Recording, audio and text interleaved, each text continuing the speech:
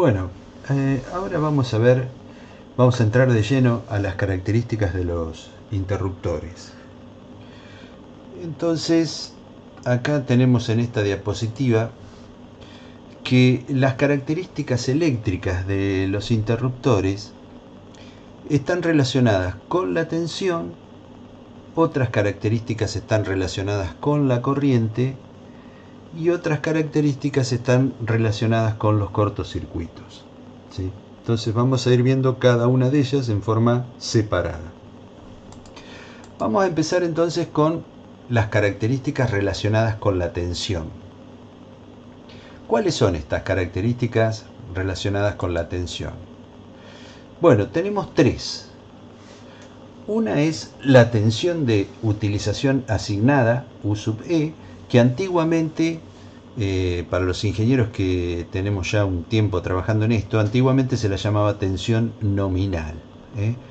Desde hace varios años ya se cambió el nombre de nominal y ahora se le dice tensión de utilización asignada U sub E y se mide en volt. Después tenemos la tensión de aislamiento, que se la designa con la letra U sub I, también se mide en volt. Y por último tenemos la tensión de choque o tensión de impulso, también algunos le llaman así, que se designa con las letras U con un subíndice imp de impulso. Y esta se mide en kilovolt. Ahí hay que hacer una corrección porque se mide en kilovolt. Aquí esto de acá no sería volt, sino que sería kilovolt. Ahí tengo que corregir. Muy bien. Seguimos. Vamos a empezar con la tensión de utilización. Entonces, la tensión de utilización es la tensión o tensiones bajo las cuales se puede utilizar el interruptor. Generalmente, el valor que se da es el máximo. Cuando las tensiones a las que se hace funcionar el interruptor son menores que la tensión de utilización, algunas características del interruptor pueden ser diferentes. Incluso en algunos casos pueden llegar a ser mejores características, como por ejemplo el poder de corte del interruptor. Eso ya después lo vamos a ver bien y vamos a ver en las hojas de especificaciones cómo mejora el hecho de cambiar la tensión, cómo mejora un parámetro bastante significativo que es el poder de corte del interruptor. Al interruptor automático también se le asignan otros valores de tensiones que corresponden a condiciones de funcionamiento anormales o perturbadas, como es el caso de la tensión de impulso. Con el valor de tensión asignada se realizan los ensayos específicos de la norma, las categorías de empleo y las aplicaciones del interruptor automático. Bueno, acá en este cuadro nosotros podemos ver, hemos hecho un cuadro donde hemos representado la tensión de utilización expresada en voltios y hemos diferenciado las dos familias. Nosotros hoy al principio hablábamos de que teníamos dos familias de interruptores. Una de esas familias era los interruptores modulares y la otra familia eran los interruptores industriales. Los interruptores modulares eran los interruptores, las termomagnéticas comunes, las que hemos visto siempre. En los interruptores industriales lo que teníamos eran los interruptores de caja moldeada y los interruptores en aire. Bueno, y acá hemos puesto la tensión para la cual están diseñados y para las cuales pueden trabajar. Los modulares pueden trabajar a 230 volt o en 400 volt también pueden trabajar. La cantidad de polos que pueden tener son unipolares, bipolares, tripolares y tetrapolares, es decir, encontramos de ese tipo de interruptores modulares de un polo, de dos polos, de tres o de cuatro. Y también estos modulares, estos interruptores modulares, también se los puede utilizar en corriente continua. ¿Y para qué tensiones? Y bueno, para 48 volt vienen y para 110 volt. Para el 48 volt tienen un solo polo, son unipolares. Y bipolares son cuando utilizan 110 volts, ¿sí? Si pasamos a la otra familia, a la familia de los interruptores industriales, estos de aquí, también vemos que en corriente alterna, pueden trabajar en 230 volt, 400 volt, 690 o 1000 volt. Estas serían las tensiones a las que puede trabajar un interruptor industrial. Y los polos que puede tener el interruptor industrial pueden ser unipolares, bipolares, tripolares y tetrapolares. Obviamente que los interruptores más grandes no vienen unipolares y bipolares. Esto es para los interruptores de caja moldeada, los unipolares y bipolares. Los tripolares y tetrapolares funcionan es decir, están hechos como interruptores de caja moldeado, también como interruptores abiertos, es decir, los cuatro tipos de polos los podemos encontrar en los de caja moldeada, y en los interruptores más grandes, los del tipo ACB, solamente encontramos tripolares y tetrapolares. Bueno, aquí vimos las tensiones para las cuales pueden trabajar, y en corriente continua estos interruptores industriales, si son bipolares en los dos casos, y pueden manejar 250 voltios o 500 voltios. Entonces estas son las tensiones de utilización que uno puede llegar a encontrar en esta gran familia de interruptores que abarcan los modulares y los industriales. Muy bien, ahora vamos a ver por qué es necesario ensayar el interruptor. ¿Por qué razón? Bueno, entonces acá lo que tenemos que decir es lo siguiente. Hay una parte que es muy importante en el diseño de las instalaciones eléctricas, es elegir correctamente y dimensionar correctamente los aislamientos. Y esto se debe a una razón fundamental, que es la continuidad del servicio, ¿sí? La continuidad del servicio de energía eléctrica, que es en definitiva es una medida de la calidad del servicio que se presta, se juzga por la duración y la frecuencia de las interrupciones debidas a fallas de funcionamiento en el sistema y en sus componentes. Es decir, cuando nosotros tenemos un buen servicio eléctrico, cuando el servicio eléctrico no se corta nunca, ¿no es cierto? Es decir, cuando siempre está en servicio y no tiene fallas. En la medida de que el sistema empiece a tener fallas por deterioros en el aislamiento, porque se funde el aislamiento se deteriora en un interruptor y ya no corta, o se produce una falla en el aislamiento de los cables, de las líneas. Entonces ahí empezamos a tener fallas, y cuando empiezan a aparecer las fallas, la continuidad del servicio desaparece, porque ya no hay más continuidad, o empezamos a tener problemas muy seguidos, y la calidad del servicio eléctrico cae notoriamente. Entonces todas las empresas suministradoras de energía tienen que tener muy en cuenta este aspecto, y ni que hablar en el caso de las industrias privadas, ¿no? Donde se pretende que si son industrias que hoy por hoy todas dependen del servicio eléctrico, es fundamental de que no se produzcan ningún tipo de fallas, de forma tal de que siempre tengamos en servicio a la industria. Entonces, una de las causas más comunes de fallas es la ruptura dieléctrica del aislamiento de los aparatos o de las instalaciones. Es necesario, por lo tanto, realizar ensayos sobre el aislamiento del interruptor para determinar el grado de confiabilidad durante el servicio y determinar las solicitaciones dieléctricas a las que se verá sometido durante su vida útil en servicio.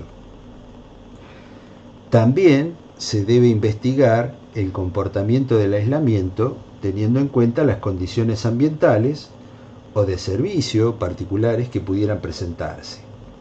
Es decir, que es necesario ensayar el interruptor justamente para poder determinar un grado de confiabilidad de ese interruptor. Si los ensayos dieléctricos están bien, quiere decir que ese interruptor va a tener una tasa de fallas debido a sus propios materiales muy baja, ¿sí? Bueno, después habrá que ver si en la instalación se producen cortocircuitos. Bueno, habrá que ver por otro lado, estudiar los aislamientos y el dimensionado y el diseño que se ha hecho de las líneas exteriores. Pero en principio el interruptor debe ser ensayado para justamente eliminar todas posibilidades de fallas debido al aislamiento. Entonces, como decíamos, la frecuencia de las interrupciones más la duración de las interrupciones, lo que nos da es la calidad del servicio eléctrico.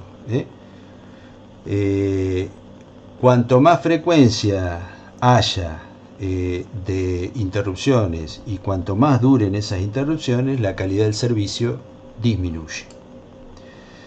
La causa común de las fallas, bueno, es la ruptura dieléctrica del aislamiento.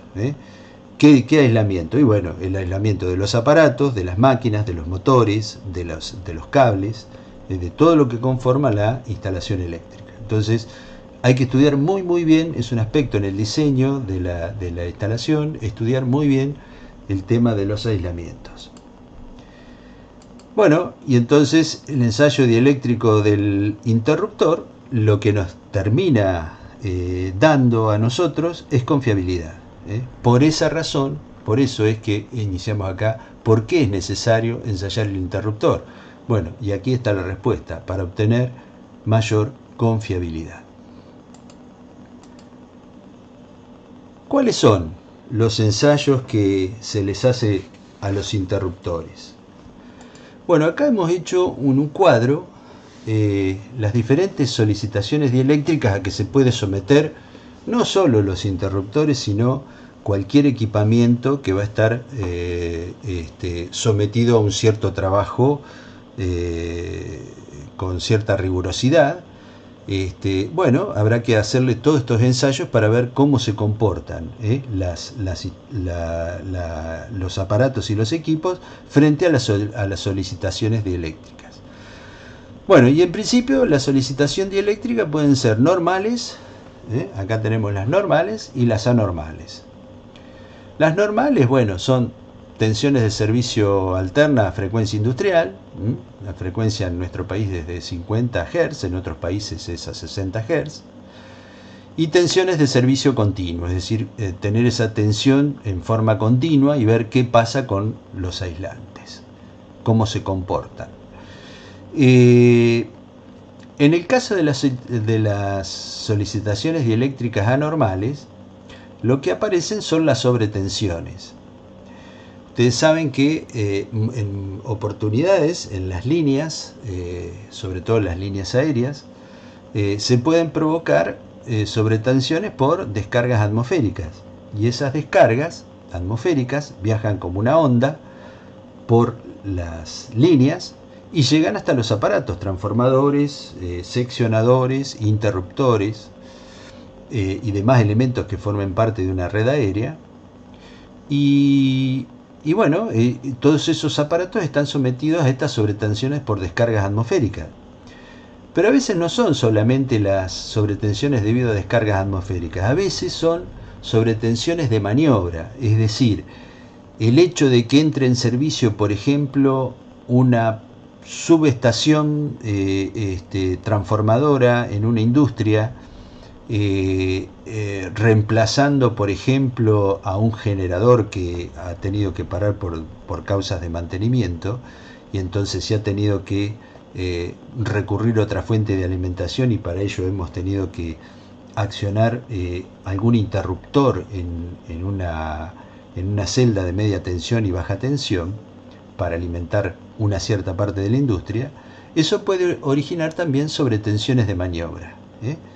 Hay sobretensiones también temporarias de frecuencia industrial, sobretensiones continuas temporarias, o sea, hay una serie de ensayos que que se realizan de hecho en los laboratorios, en laboratorios especializados, y se ve el comportamiento de los dieléctricos, de todos los materiales. Los dieléctricos son obviamente los materiales aislantes. Muy bien. ¿Y qué ondas se utilizan en esos laboratorios para simular la actuación de un rayo o la actuación de una sobretensión de maniobra? Bueno, los laboratorios utilizan estas ondas normalizadas. La que vemos a la izquierda, esta de aquí, es una onda normalizada que es muy conocida como onda de impulso 1.2/50. ¿Sí? Bueno, acá hemos descrito cómo es la forma de la onda. Es una onda de forma unidireccional, con un pico acá, un pico máximo, y después un decaimiento. Esto vendría a simular el impulso de un rayo, de una descarga de un rayo en una línea. Y fíjense que el 90% de la tensión y el 30% de la tensión son dos puntos que permiten marcar la pendiente de esta onda, ¿no? Y desde el inicio hasta el 90% de la tensión, ese brusco crecimiento de la tensión se produce en 1,2 microsegundos, ¿sí? Y cuando se produce el 50% del pico de tensión, el 0,5 del pico de tensión, se han demorado 50 microsegundos. Entonces, esta onda típica que se la construye en un laboratorio, con este tipo de ondas se simula, entonces, se le hacen aplicaciones al material dieléctrico, interruptor, transformador, motor, lo que sea, se simula con una onda de este tipo y se analiza cómo se comporta el dieléctrico, ¿sí? En cambio, acá en la figura de la derecha lo que tenemos es una onda normalizada para ensayos de sobretensión de maniobra, ¿sí? Para un impulso de maniobra. Fíjense que la onda es completamente distinta, ¿sí? Y bueno, esta onda tiene su máximo a 250 microsegundos y el 50% del valor pico de la tensión se produce a los 2500 microsegundos. Estas típicas ondas de ensayo son las que se arman o se configuran en aparatos especiales para provocar estas descargas en un laboratorio especial, donde se someten las diferentes interruptores, en este caso, a estos impulsos y se analiza hasta cuánto resisten, cuánto resisten los aislamientos sin perforarse. Ustedes saben que un aislamiento deja de funcionar cuando se perfora, cuando se rompe. Entonces, estos ensayos justamente se hacen para darle una cierta confiabilidad a nuestro interruptor. Muy bien. Ahora tenemos la tensión de aislamiento. Entonces, esta tensión asignada de aislamiento es el valor normalizado de tensión para el cual se diseñó el aislamiento, ¿sí? La tensión U sub I sirve como referencia para las características del aislamiento del aparato. Sobre este valor se determinan las tensiones de prueba dieléctrica, onda de choque, frecuencia industrial, etc. La tensión asignada de aislamiento es el valor normalizado de tensión para el cual se diseñó el aislamiento. A este valor están referidos los ensayos dieléctricos que establecen las normas, tales como las distancias al aire, líneas de fuga entre partes en tensión y masa, y en ningún caso la tensión asignada E sub E, debe superar a la tensión de aislamiento. Siempre se debe cumplir que debe ser menor. Entonces, siempre la tensión de utilización, que vendría a ser la tensión U sub E, tiene que ser menor que la tensión de aislamiento.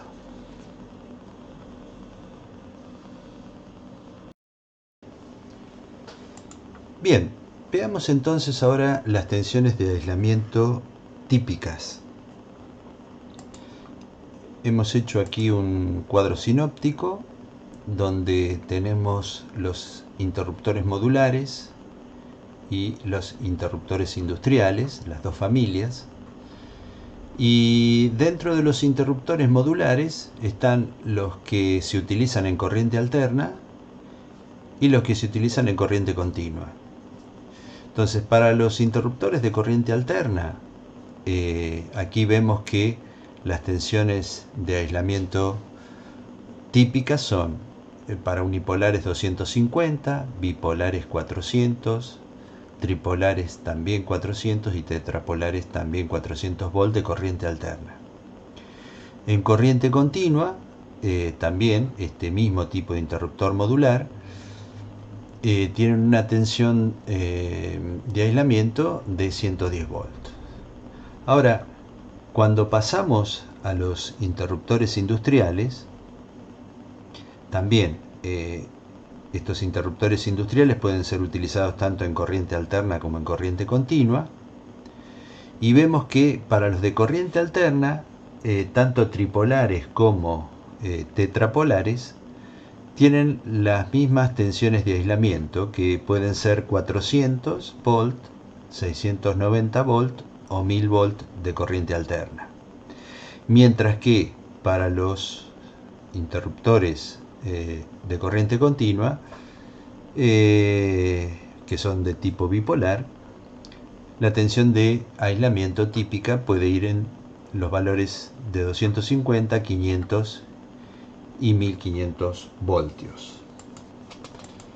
Bueno, aquí hemos puesto los dos dibujitos para identificar cuáles eran los interruptores modulares, para que recordemos, y los interruptores industriales, estos serían los de caja moldeada, faltarían los ACB, que son los más grandes.